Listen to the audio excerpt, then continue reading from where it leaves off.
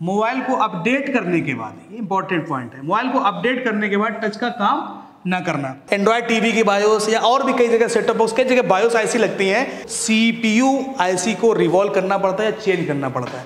But कई बार हम लोग जो है ग्राउंड रीडिंग से ये पता कर लेते हैं। Hello friends, welcome to future net, मैं पंकज कुशवाहा।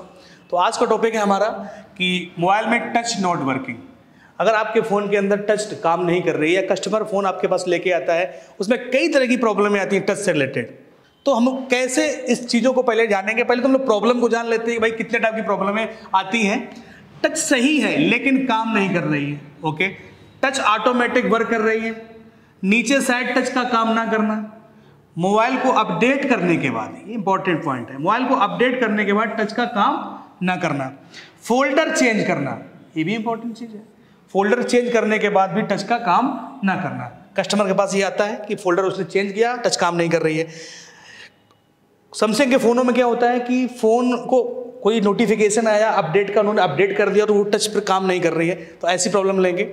इसके एक और नई प्रॉब्लम है, सिम डालने के बाद टच का काम ना करना। आप कहें तो सिम का टच से क्या कनेक्शन है?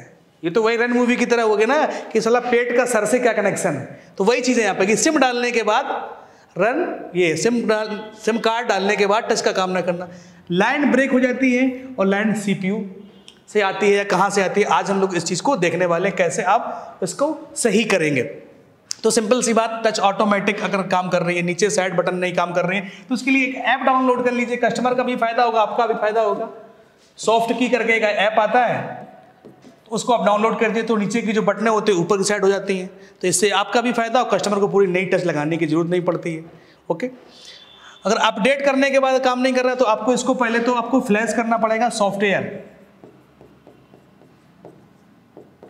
सॉफ्टवेयर करना पड़ेगा।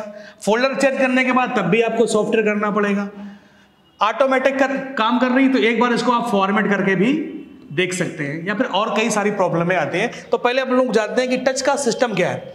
तो देखिए यहाँ पे टच के अंदर एक आईसी लगी होती है, ध्यान से देखिएगा, क्योंकि पहले की जो टच आती थी वो टच अलग होती थी, डिस्प्ले अलग होती थी। आज के डेट में टच और डिस्प्ले दोनों एक साथ आ रही है और ऊपर ग्लास लग के आ रहा है। तो इसी वजह से अगर आपकी कभी ऊपर का ग्लास टूट भी जाता है तब भी आपकी टच जो है काम करती रहती है।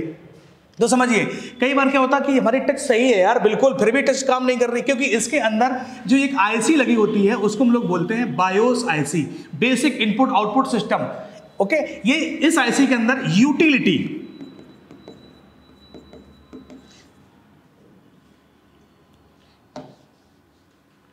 यूटिलिटी प्रोग्राम इसके अंदर स्टोर किया जाता है। आप कह दो सर ये कैसा होता है? तो इसके प्रोग्राम करने के लिए आपके U5 बॉक्स में एक ऑप्शन आता है चिप प्रोग्राम। जैसे आप लैपटॉप की बायोस, टीवी की बायोस, एंड्रॉयड टीवी की बायोस या और भी कई जगह सेटअप बॉक्स, कई जगह बायोस आईसी लगती हैं, छोटे छोटे प्रोग्राम होते हैं। लैपटॉप की डिस्प्ले में जो है बायोस आईसी लगी, उसको प्रोग्राम कर सकते हैं। बट उनके लिए आपको हेड चाहिए होते हैं और वो हेड ही नहीं मिलते हैं, या फिर लैपटॉप का एक प्रोग्रामर अलग से आता है RT809F, उस प्रोग्रामर से ही जो होती इसके अंदर प्रोग्राम डाला जाता है। तो कई बार क्या होता है कि ये आईसी का जो प्रोग्राम होता है वो करप्ट हो जाता है और उसकी वजह से हम क्या कर पाते हैं, पूरा का पूरा हमें फोल्डर या डिस्प्ले चेंज करनी पड़ती है। अब मजबूरी मेरे पास, आप लोगों के पास या मेरे पास भी है कि इसका जैक नहीं है मेरे पास। अगर मेरे पास इसका जो हेड है, जिसको हेड कहते हैं, जिसमें ये कनेक्शन जो कनेक्टर होता है, ये लगाकर हम इस आईसी को प्रोग्राम कर सकते हैं। तो यही समस्या आती है, इसलिए हमें पूरा चेंज करना पड़ता है। लेकिन कई बार क्या होता है, कुछ लोग और भी ज़्यादा एक्टिव होते हैं, वो इस आईसी को चेंज कर देते हैं। कहाँ से लाते हैं आईसी? कोई टच है जो खराब हो चुकी, टूट गई है, बट वो सही काम करती थी, उसकी आईसी निकाल ली और इस पट्टे पे जो है लगा दी, टच पे। तो आप कहोगे सर जी ये तो बहुत दिक्कत हो जाएगी। तो इसको लगाने के लिए लोग हीट सिंक का यूज़ करते हैं। हीट सिंक यानी जो पट्टे पे जो आईसी लगी होती है उस पर हीट सिंक यानी कि कॉपर या एल्युमिनियम की एक प्लेट लगाते हैं नीचे, फिर उस पर जो है आईसी को निकालते हैं और लगाते हैं, ओके। आगे बढ़ते हैं।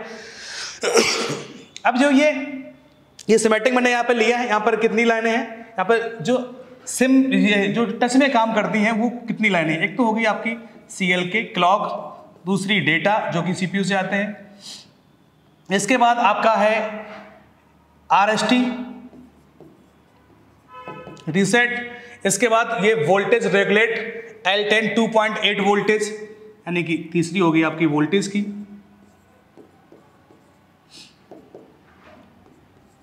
5 नंबर GND, मतलब एक ग्राउंड भी चाहिए, और 6 नंबर मतलब कि 6 पे है TPINT इनिशियलाइजेशन। तो ये 6 लाइनें होती हैं जो कि हर मोबाइल में टच को काम करने के लिए जरूरी है। अगर ये लाइनों में कोई भी लाइन अगर ब्रेक हो जाती है तो टच आपकी काम नहीं करेगी। अब समझिए, तो टच की लाइनों को चेक करने के लिए आप इसकी GR वैल्यू चेक कर सकते हैं, तो जो कि आपको 300 से 600 के बीच में आपको सभी पॉइंटों पर जितनी भी लाइनें काम की हैं उस पर 5 लाइनों पे आपको ये रीडिंग मिलेगी। ओके, अब बात करते हैं कि अगर मान लो ये लाइनें जो है वोल्ट वाली अगर खराब होती हैं, समझिए पहले, अगर ये वोल्टेज वाली लाइन खराब होती है रेगुलेटर L10 2.8, तो ये आती है आपकी पावर IC से। पावर IC को आपको देखना पड़ेगा, इसके बीच में कई सारे आपके जो है कैपेसिटर लगे होते हैं, कई सारे डायोड वगैरह लगे रहते हैं, डायोड TVS डायोड वगैरह। ओके, और ये TP I2C SDA और SCL यानी क्लॉक, ये इनमें 2 जगह से होती है। एक तो इन पे जो वोल्टेज आता है वो 1.8 वोल्टेज, और ये सप्लाईयां कहां से आती हैं? पावर IC से। और ये जो सप्लाई पहुंचती है वो कहां पर पहुंचती है? CPU से। ये सब CPU से कनेक्टेड होते हैं, CPU IC से, चाहे आपका क्लॉक हो चाहे डेटा हो, CPU हो। इसके बाद रीसेट, ये भी इस पे आपको ये मिलेगा 300 से 600 की रीडिंग। INT इनिशियलाइजेशन पर भी आपको कंट्रोलिंग कहां से मिलेगी? CPU। यानी कि इन सभी की कंट्रोलिंग कहां से होती है? CPU से।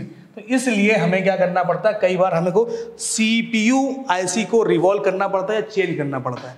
बट कई बार हम लोग जो है ग्राउंड रीडिंग से ये पता कर लेते हैं GR वैल्यू से कि भाई किस लाइन में हमको फॉल्ट है। अगर क्लॉक लाइन में फॉल्ट है तो क्लॉक लाइन में एक बार ट्रेस कर लेते हैं, वोल्टेज नहीं आ रहा तो पावर IC तक लाइन जो है हम लोग ट्रेस कर लेते हैं। तो ये सब चीजें हम लोग करते हैं। अगर आप प्रैक्टिकली सीखना चाहते हैं तो मेरे इंस्टीट्यूट को आप ज्वाइन कर सकते हैं। सीट पहले आपको बुक करनी पड़ेगी क्योंकि यहाँ पे जगह नहीं रहती है ऑलरेडी, समझ सकते हैं आप। वीडियो अच्छा लगे तो लाइक करिएगा, और आप मेरी वीडियो कहाँ से देखते हैं, क्या चीज़ें आपको इस वीडियो में अच्छी नहीं लगी या कुछ चीज़ें अच्छी लगी, कमेंट जरूर करिएगा। मिलते हैं आपसे एक नई वीडियो में। Thank you.